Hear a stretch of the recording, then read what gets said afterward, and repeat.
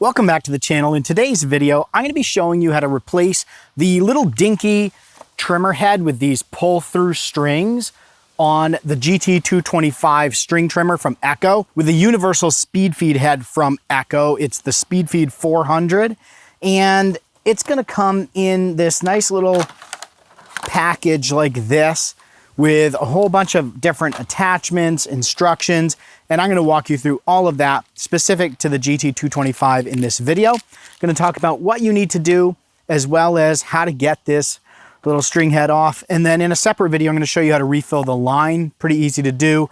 Very similar to another video I have on my channel for refilling the line on the SRM 225. Now, the great thing with this speed feed head is it's compatible with a whole plethora of string trimmers. So you don't have to have an Echo to use this speed feed. I love this head. I've been using this head for years, and it works extremely well across different trimmers and stuff like that. It makes it nice because instead of having to replace, like currently on the GT225, you have these short 8-inch lengths of string, and when they wear out, you have to pop a new one in there.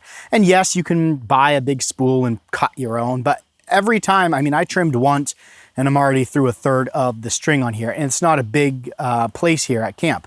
And so with this one, you can put a whole bunch of line in there, and when it gets low, you can bump it on the ground while you're giving it some gas, and it feeds out more line so that you don't have to keep swapping out these short little pieces. So let's jump right into it and take off the existing trimmer head. To do that, you're gonna need a 9/16 socket, and it's gonna be really helpful to get either a socket wrench with an extender on it or one of these long, and I don't know if you can see that really well focus-wise, but this is about a 2-inch long socket, and that helps it stick out. There's a little hole, and let me get up close here and see if I can get it to focus.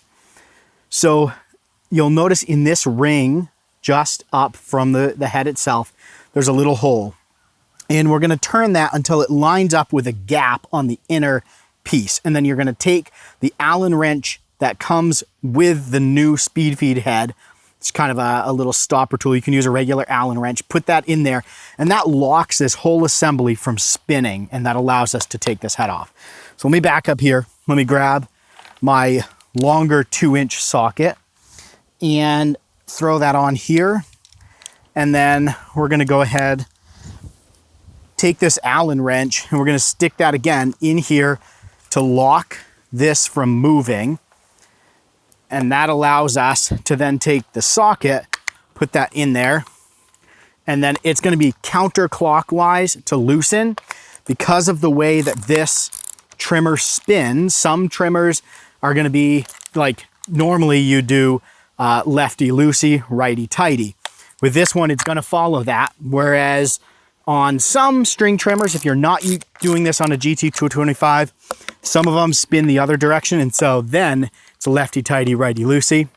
Just keep that in mind, give it a shot, and see which way it loosens. So I've taken the nut off, and I might have caught it a bolt a little bit before this. And there's a washer in there too. Just kind of wiggle the head and pull that off. There's another washer and a spacer down in here. We're gonna just leave that washer on there for now and take this head and move it over here. Now, if we look at this head at face value, if we were putting this on an SRM trimmer, we could just slap that bad boy on and we'd be good to go. Because we're using a GT225, in the owner's manual that comes with the speed feed, it has a chart on the back page or two, and it's got all different makes of string trimmers, and then the reference number of how you're gonna set up the threaded piece within the trimmer head. And we actually have to swap it out for the GT225.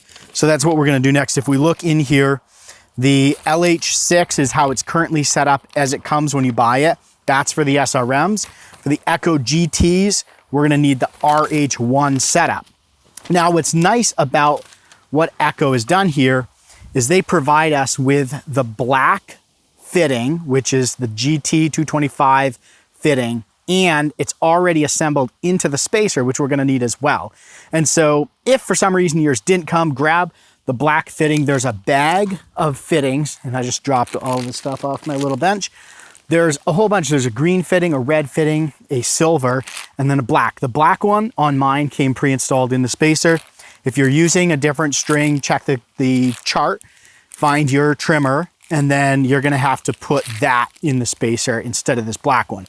It just pops out. You can kind of like slide it out and it'll pop out and you can pop another one in there. So next, let's just set the trimmer down for a second. And what we're gonna do is we've gotta take out the current fitting that's in there and replace it with this spacer and the black fitting. And so to do this, I'm gonna get closer for this, show you up close. There's a tab here and a tab on the opposing side. Squeeze those together and this is gonna come off. So we've got this piece here, stick that in between my legs. And then we also can squeeze those tabs and this entire assembly comes apart like this. Now, your string is in here. We're gonna take that off for now, put that back in there in a second. And we can see this fell out of there. So that was in there like so. This black piece here, we have to replace with this white piece and the black spacer. So we're gonna take this out. We're gonna put this in its place. And so now we've got the white spacer coming through, the black spacer with this gold fitting we're gonna take out. Stick that in my pocket. And so we got rid of the string.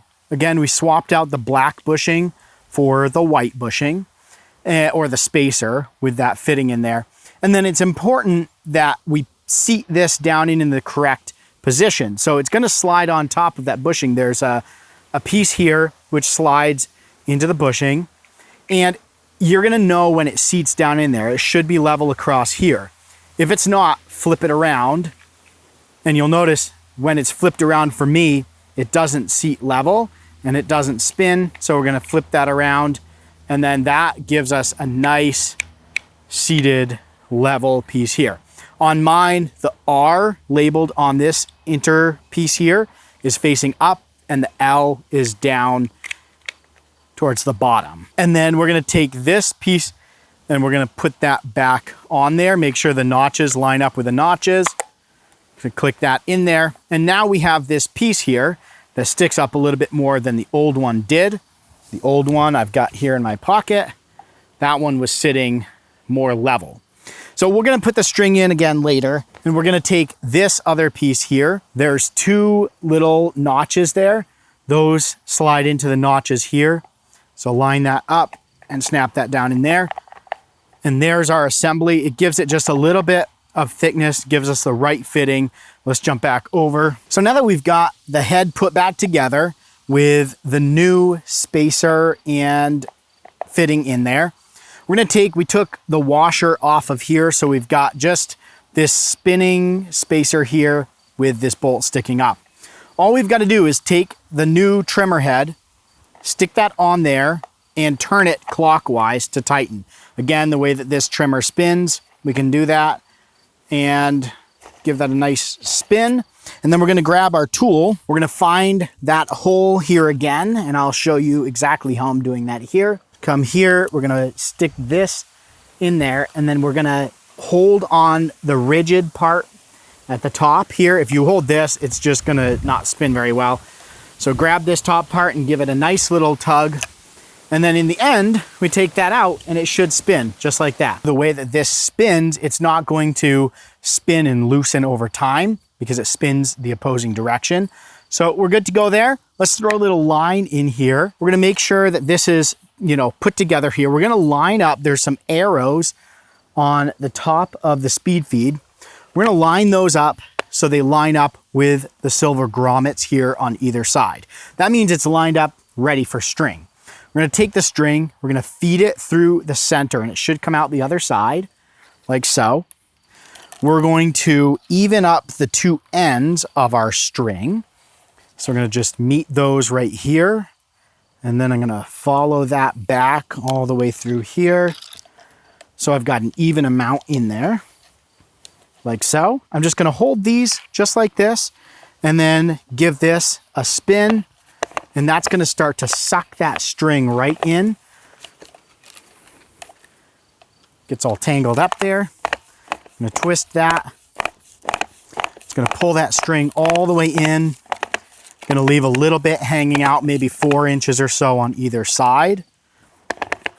And then there's a little piece on the guard itself, this little blade here, that's gonna keep the string trimmed to a specific length.